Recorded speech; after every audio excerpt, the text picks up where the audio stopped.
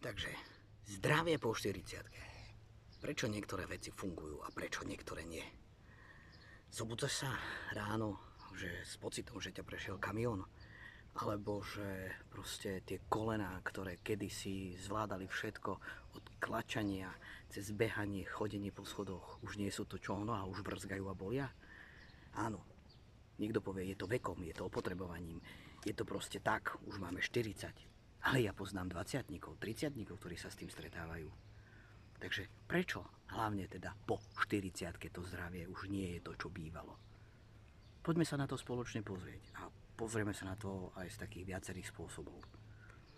Takže vítaj v KEM, kde vždy máme nejaké to správne riešenie, pretože vlastne nie je to o správnosti riešenia, ale je to o tom, že sa zaoberáme našim telom, našou myslou, našim bytím ako celkom.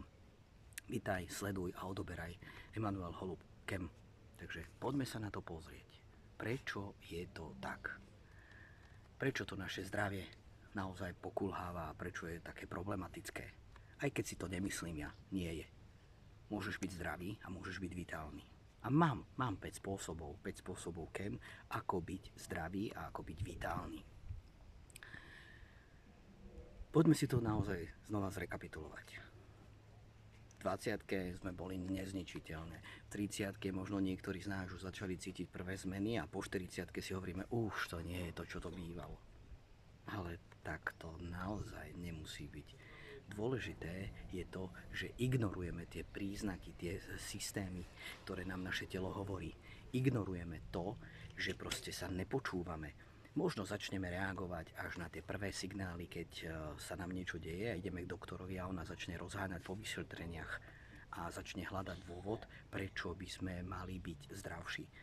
Niekedy nám dá diagnózu, dá nám tu takú tú nálepku, ktorú na nás prilepí a my si myslíme, že už je to vyriešené, lebo dám nejaké pilule a máme strach z tlaku a máme strach z cholesterolu, proste tie slova vysoký tlak, cholesterol, to nám proste naháňa hrôzu a to bije na poplach. Ale osobne si myslím, že to nie je tak. Skôr sa máme zaoberať tým, že prečo naozaj nájde tú príčinu, prečo sme unavení, prečo sme chorí, prečo sa nám zle chodí, prečo sa nám zle stáva. To je taká ďalekajšia cesta. Ale aby sme tej príčine, tomu všetkému, prečo to tak je, odľahčili, je tu 5 spôsobov, funkčných spôsobov KEM, ktoré nám ulepšujú, ozdravujú telo.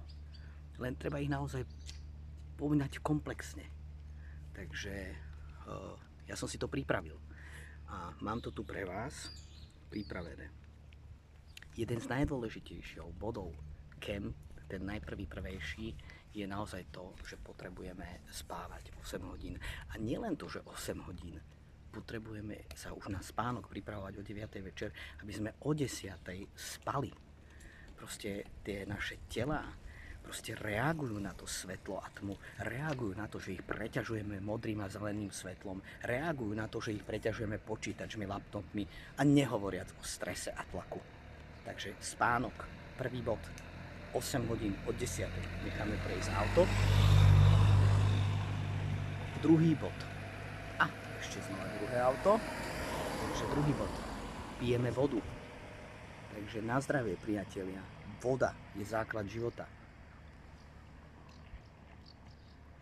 Voda hýbe oceánmi, moriami. Prečo by nepohľad tebou? Potrebuješ naozaj piť vodu z vodovodu. Čistú vodu z vodovodu. Bez bubliniek, bez malinoviek, bez prísad. Ani minerálky. Vodu z vodovodu. Koľko? No aspoň litera pol až 3 za deň. Kontroluj si farbu svojho moča. Dojdeš na to. Môžeme spraviť na to video. Tretí bod, ktorý je naozaj veľmi, veľmi dôležitý, je jedlo. Nie je to ani 100 rokov dozadu a nemali sme pravidelnú stravu. Nemali sme také výmoženosti, také tie fast foody, nemali sme toľko potravín, toľko produktov, výrobkov. Proste ľudské telo je milióny rokov naučené, že má obdobie hladu a obdobie jedenia, ale my jeme furt, stále, neustále, proste stále žujeme. Medzi jedlami potrebujeme mať pauzu. Naozaj netreba jesť stále a neustále, niečo dzobnúť, niečo si zobrať. Alebo potom nejaký ten druhý extrém, že celý deň nič nejem a potom sa o 10. o 9. večer nafutruješ, proste vybieliš tú chladničku a zožereš všetko, čo tam je. A zle sa ti spí. Takže jedlo, potrebuješ pauzy medzi jedlami. Ideálne jesť 8 hodín do dňa, takže 8-16, rytmus udržiavať, proste regulované časové stravovanie. Nepotrebuješ hľadovať, nepotrebuješ sa obmedzovať. Naozaj nemusíš byť v strachu s tým, že nebudem jesť to, čo mám rád. Jedz, daj si klobásku, daj si slaninku, ale s mierou a v stravovacom okne. A medzi slaninou a ďalším jedlom aj 3 hodiny pauzu. Proste si to začni uvedomovať. Daj si čokoládu, daj si pivo. Čo si myslíš, že ja si nedám? Takže máme spánok, máme vodu, máme jedlo. Potom tu je taký ten základný moment a to je nejaký ten pohyb. Proste naozaj už dnešný svet nie je moc o pohybe. Bývame v činžiakoch, nesekáme drevo, nekosíme trávu, nestaráme sa o zvieratá. Do roboty a všade sa vozíme autom.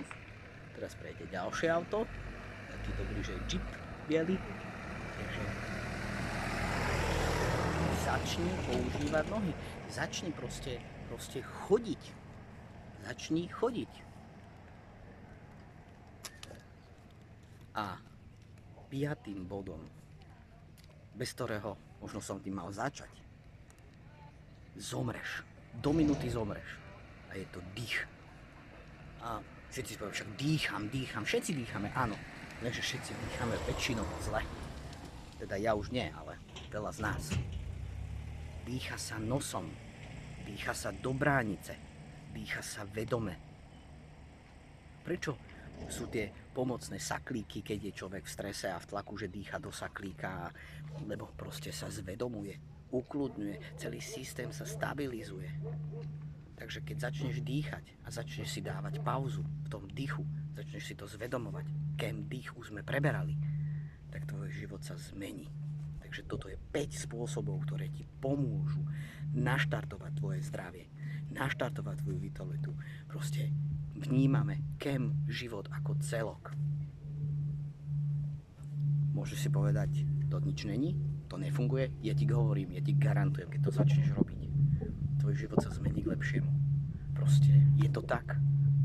To neo a pár písmenok. Takže máš to na svojich rukách.